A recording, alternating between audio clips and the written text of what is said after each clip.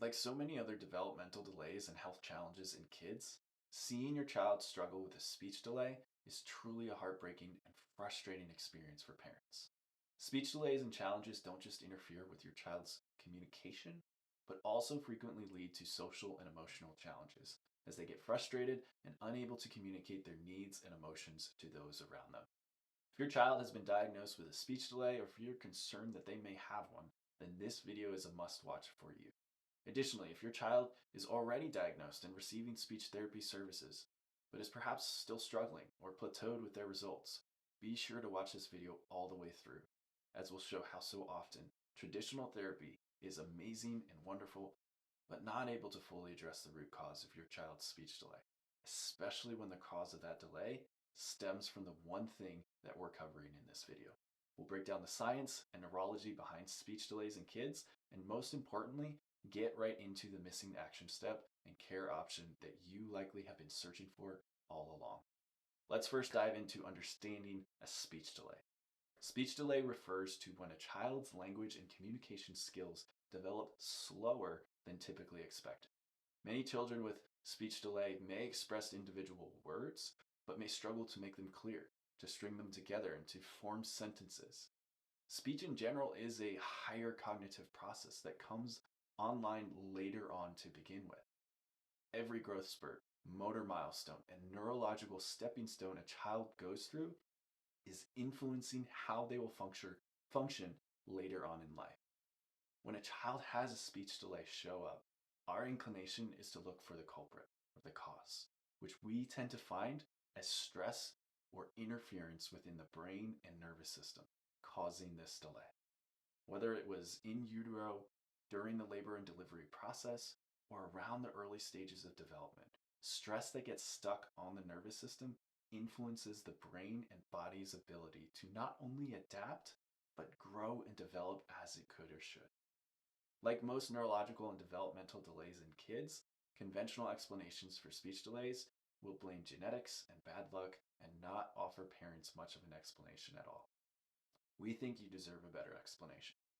When other neurological disorders and hearing challenges are ruled out, speech delays are most commonly an issue with the physical formation and execution of speech, which is accomplished by the nerves and muscles of the face. The part of the brain that is responsible for speech is located in the higher centers of the brain, in the frontal lobe. The reason this is important to understand is because brains develop from the bottom up, back forward.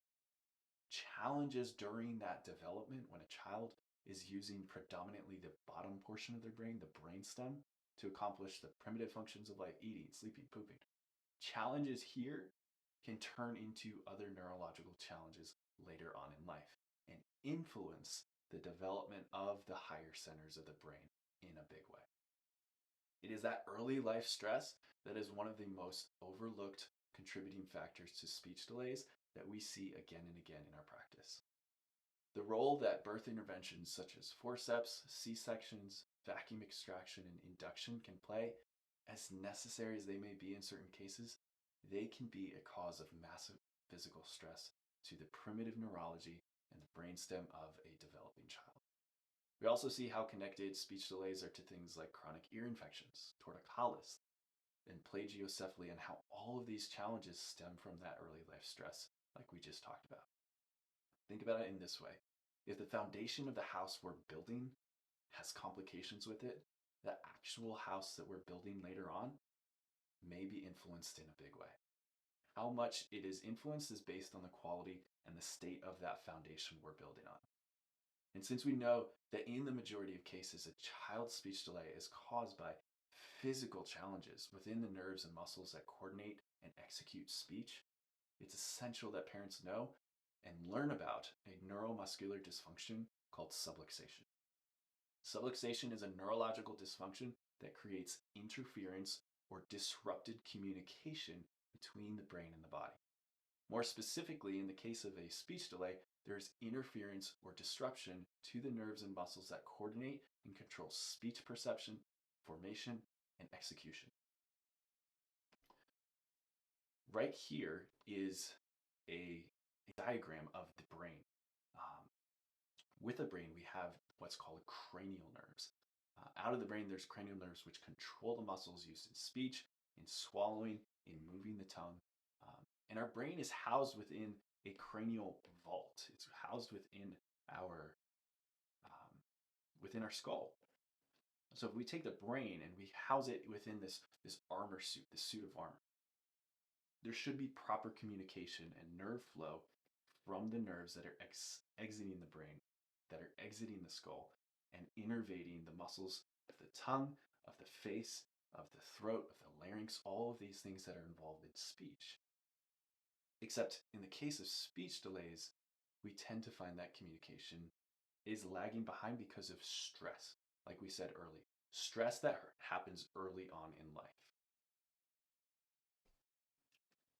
While the influence of interventions during birth can certainly be a major physical stressor to this delicate neurology, it's not just those interventions that cause this stress. You could have a hands-off, crunchy home water birth, and it will still be a physical stressor to the infant. I mean, where's the one place that we should hold, that we should protect with a newborn infant? It is that head. It is that upper neck region. It is where that brainstem is, where that delicate neurology is. And there's a study that cited even in like hands-off labor and delivery processes, 99 out of 100 of these infants had they call it a somatic dysfunction. We call that subluxation. It's an interference to how proper function is happening within the nervous system, how the brain and body are supposed to be moving, how they're supposed to be communicating. There was dysfunction even in the absence of these interventions. So, how can we help? Let's talk about the role of pediatric chiropractic care.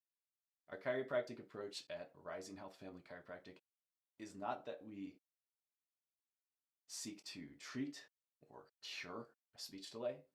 Instead, our focus is to work with parents and other providers to make sure we are addressing the root cause, neuromuscular dysfunction and interference, or subluxation, and creating a very personalized and customized care plan for each child. When we work with neurology, we need repetition. We need good input over a period of time, and it requires a certain level of care that is customized with each child.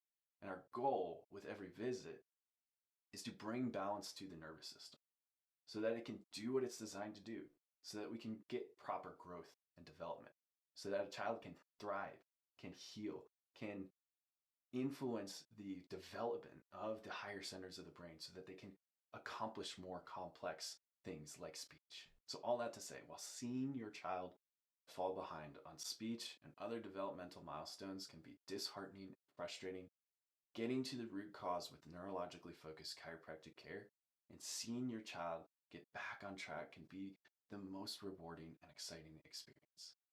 If you're looking to get the most out of your speech therapy and make sure your child gets back on track, visit the link in our bio to find a full educational article all about speech delays in kids, or send us a DM to schedule a consult and exam with our doctors at Rising Health. If you made it this far, thanks for watching, be blessed, and have a wonderful day.